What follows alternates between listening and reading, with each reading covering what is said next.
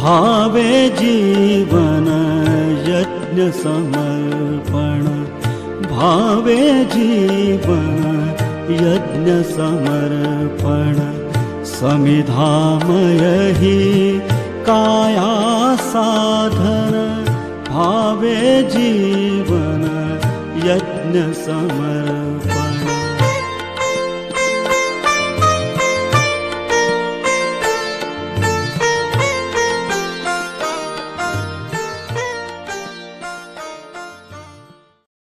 असू आम्ही सुखाने पत्थर पायातील, मंदिर उभविणे हेच आमुचे शील, अशा ध्येय प्रेरित राष्ट्रीय स्वयंसेवक संघाच्या जन्मशताब्दी निमित्त मिलिंद रहाटगावकर मला जे जे भावते ते सर्व या YouTube चॅनलवरून सादर होत आहे संघ प्रचारकांची जीवनकथा।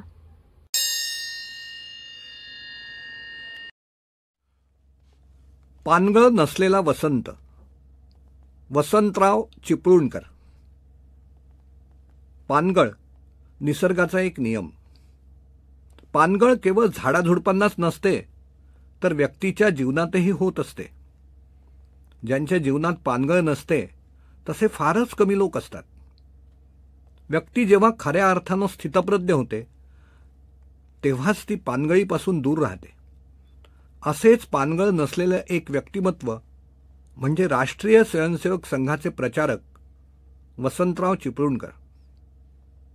महाराष्ट्रातील अकोला जिल्ह्यातील रहिवासी वसंतरावांनी वयाच्या 80व्या वर्षी आमचा निरोप घेतला। जवळपास 60 वर्ष त्यांनी गुजरातमध्ये संघ प्रचारक म्हणून कार्य केलं। त्यांच्या आयुष्यातील ही 60 वर्ष एखाद्या तपश्चर्येपेक्षा कमी नव्हती। अनेक अग्निपरीक्षांमधून ते सही सलामतपणे बाहेर पडले। प्रारंभिक काळात गुजरातसाठी राष्ट्रीय स्वयंसेवक संघ अनोळखी होता। संघटनेचं नाव, काम, विचार, कार्यपद्धती सारं काही नवखं होतं। अशा स्थितीत गुजरातमध्ये राष्ट्रीय स्वयंसेवक संघाचा पाया घालणाऱ्या अनेक नावांपैकी एक नाव म्हणजे श्री वसंतराव चिपळूणकर। त्यांचं जीवन कष्ट, अडचणी आणि संकटांनी भरलेलं होतं। असे कष्ट, समस्या असतानाही ते नेहमी आनंदी असत। प्रसन्न चेहरा, सर्वांना हसवणारा विनोदी स्वभाव, यासाठी त्यांना कुठून आणि कोणती ऊर्जा मिळत असावी हे गूढच होतं। सांसारिक जीवनाकडे पाहण्याचा त्यांचा दृष्टिकोन विलक्षण होता। सुखी जीवनाचा एकच मंत्र असल्याचे ते नेहमी सांगत। कधीही कोणाकडूनही कोणतीही अपेक्षा करू नका आणि कोणाचीही कधी तक्रार करू नका। अपेक्षा नाही आणि तक्रारही नाही। सरळ साधा वाटणारा त्यांचा हा नियम त्यांच्या जीवनाचा जणू गुरुमंत्र होता। यामुळे ते नेहमी अत्यंत आनंदी असत। जगात विशालकाय संघटना म्हणून ओळखल्या जाणाऱ्या राष्ट्रीय स्वयंसेवक संघाच्या कार्याचा विस्तार करण्यात वसंतरावांसारख्या व्यक्तिमत्वांच्या रक्त आणि घामाचा सुगंध यायचा। वसंतरावांनी प्रारंभीच्या काळात साबरकाठात जाऊन संघकार्य सुरू केलं। काम सुरू करताना त्यांना ना कोणाचा आधार होता ना कोणाचं प्रोत्साहन। प्रवासासाठी पैसेही नव्हते। अशा कठीण स्थितीत त्यांनी आपल्या तारुण्यावस्थेत संघकार्य सुरू केलं। संघकार्य करण्यासाठी दिवसभरात ते हिम्मतनगरला जात। 5-25 मुलांना घेऊन शाखेत जात आणि शाखा आटोपून हिम्मतनगरहून ईडरला जाण्यासाठी कधी पायपीट करत तर कधी दौड लगावीत। कारण बसमधून जाण्यासाठी त्यांच्याजवळ पैसेही नसत। दर दुसऱ्या दिवशी 24 किलोमीटर पायी चालत जाणं ही जणू त्यांची दिनचर्या झाली होती। ईडरमध्ये जाऊन संघकार्य करणं आणि मग ईडरच्या गुफांमध्ये विश्रांती घेणं। रात्रीचं भोजन तयार करण्यासाठी ना वेळ होता ना जागा। मग बाजारातून बाजरीचं पीठ आणून त्यात पाणी मिसळून ते पिऊन टाकत। महिनोन महिने अशी तपश्चर्या करत त्यांनी संघकार्याचा पाया घातला। काही काळासाठी त्यांच्याकडे नडियादमध्येही संघकार्य उभं करण्याची जबाबदारी देण्यात आली.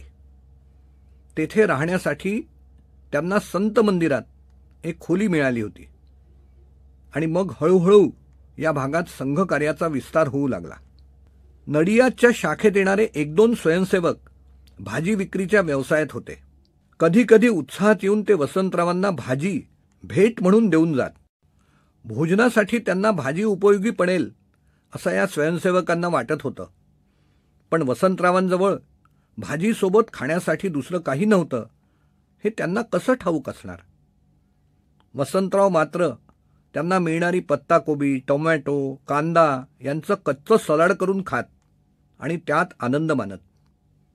महिनाभरानंतर भाजी देणाऱ्या स्वयंसेवकांना वस्तुस्थिती समजली तेव्हा वसंतरावांच्या तपश्चर्येचं त्यांना आश्चर्य वाटलं आणि वसंतराव मात्र त्यांना याचा सुगावाही लागू देत नव्हते. यानंतर स्वयंसेवकांच्या मनात वसंतरावांबद्दलचा आदर अधिक वाढला आणि त्यांनी आपापल्या घरी वसंतरावांना आळीपाळीनं भोजनासाठी बोलवण्याचा निर्णय घेतला. वसंतराव जेवढे कर्मशील होते तेवढेच ते ज्ञानमार्गीही होते. त्यांची मातृभाषा मराठी होती. गुजरातीला त्यांनी मातृभाषेप्रमाणेच आत्मसात केलं होतं. भाषाशुद्धी, जोड शब्दांची शुद्धी या बाबतीत त्यांना संघ परिवारात अधिकृत व्यक्ती म्हणून मान्यता मिळाली होती. भाषेबद्दलचं त्यांचं हे ज्ञान पाहून संघानं आपल्या साधना या साप्ताहिकाची जबाबदारी त्यांच्यावर सोपवली होती. सायकलवरून फिरत साधनाचा प्रसार प्रचार करणं, वाचकांची संख्या वाढवणं यासाठी ते प्रयत्न करत. जाहिराती मिळवून साधनाला आर्थिकदृष्ट्या कसं बळकट करता येईल याचा विचार ते करत आणि ते काम ते सतत जवळपास 25 वर्ष करत होते. वसंतराव ज्ञानमार्गी असल्यानं ज्ञान उपासकही होते. साधनाची जबाबदारी येताच त्यांनी स्वतः त्यासाठी आवश्यक गुणांचं संवर्धन करण्याचा प्रयत्न सुरू केले. आपल्याकडे आलेली जबाबदारी चांगल्या प्रकारे पार पाडण्यासाठी त्यांनी वयाच्या 45व्या वर्षी पत्रकारितेचा अभ्यासक्रम पूर्ण केला. 18 ते 20 वर्षांच्या मुलांमध्ये बसून शिकणं याला मोठं धाडस लागतं. कार्याबद्दल असलेली निष्ठा आणि श्रद्धा यातून वसंतरावांना हे धाडस मिळत होतं. वसंतराव अनेक दृष्टींनी जहा कम वहा हम या मंत्राला साकार करत होते. प्रवासाला असताना ते वार्ताहराची भूमिका बजावत, त्याच्या बातम्या तयार करत आणि प्रवासाहून परतल्यानंतर संपादकाचं काम करत. कधी प्रूफरीडिंग करत तर कधी साधना पोस्टाच्या पेटीत टाकण्यापूर्वी त्यावर टपाल तिकीट किंवा रॅपर लावण्याचं काम करत आणि मग सायकलवर जाऊन हे गठ्ठे पोस्ट ऑफिसात नेऊन देखील टाकत. विचार के लिए मर मिटना अर्थात विचारांसाठी संपूर्ण समर्पण या शब्दाचा अर्थ जाणून घ्यायचा असेल तर वसंतरावांची कार्यसाधना हे त्याचं उत्तम उदाहरण होतं. जीवनाच्या प्रत्येक पैलूला विनोदाची झालर चढवणं आणि संपूर्ण जीवनाला सदैव फुललेल्या वसंतासारखं अनुभवणं हे त्यांच्या जीवनशैलीचं वैशिष्ट्य होतं. वसंतराव साधनात असताना त्यांच्या या विनोदी स्वभावाची नेहमी झलक मिळत असे. साधना साप्ताहिकाच्या एका अंकात 2 छायाचित्रे प्रसिद्ध करण्यात आली होती. एक होतं बिहारमध्ये झालेल्या साधू महात्म्यांच्या संमेलनाचं आणि दुसरं होतं ओरिसातील अवर्षणग्रस्तांच्या एका गटाचं. संपादक विभागाच्या चुकीमुळे या छायाचित्रांच्या खालील ओळींची अदलाबदल झाली.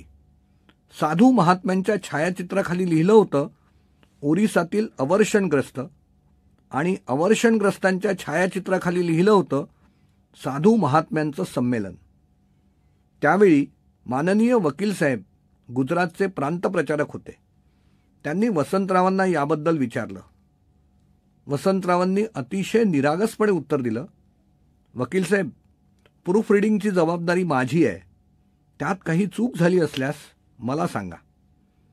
अशा प्रकारे गंभीर तणावाच्या वातावरणालाही ते आपल्या हास्यविनोदानं हलकं-फुलकं करत. साधना साप्ताहिकासाठी जीवनवृत्ती वसंतरावांची साधना बेजोड होती. बुधवारी साधनाचा अंक प्रकाशित व्हावा यासाठी ते जीवाचं रान करत. आर्थिक स्थितीमुळे प्रूफ रीडर ठेवणं शक्य नव्हतं. मग वसंतराव सारं काम स्वतःच करत. ते प्रूफ तपासत, पेज तयार करत, शेवटचं प्रूफ तपासत, मग कुठे साधनाचा अंक प्रसिद्ध होई. वसंतराव विरक्ती जीवन जगत होते. एक प्रकारे बंधनमुक्त जीवनाचा आनंद ते अनुभवत होते. वसंतरावांचा स्वभाव विसराळू होता. संघ कार्यालयात अशा काही घटना घडत की त्यामुळे हास्यविनोद निर्माण होई. संघ कार्यालयात वसंतरावांच्या विसराळूपणाचे किस्से सुरू झाले की सारे पोट धरधरून हसत. कधीकधी तर वसंतरावही त्यात सहभागी होऊन त्यात भर घालून या किस्स्यांना अधिक विनोदी करत.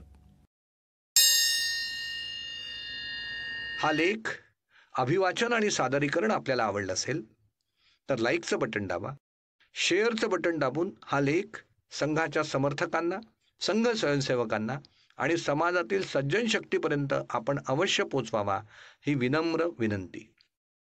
या यूट्यूब व्हिडिओच्या कॉमेंट बॉक्समध्ये आपल्या प्रतिक्रियांसाठी भरपूर जागा आहे. आपल्या प्रतिक्रियांचं मनपूर्वक हार्दिक स्वागत आहे. आपल्याला हा उपक्रम आवडला असेल तर सबस्क्राईबचं बटन दाबून माझ्या या उपक्रमाला सदिच्छा द्याव्यात ही विनम्र विनंती करतो आणि आपली रजा घेतो. धन्यवाद. भावे जीवन यज्ञ समर्पण, भावे जीवन यज्ञ समर्पण, समिधामय ही काया साधन, भावे जीवन यज्ञ समर्पण.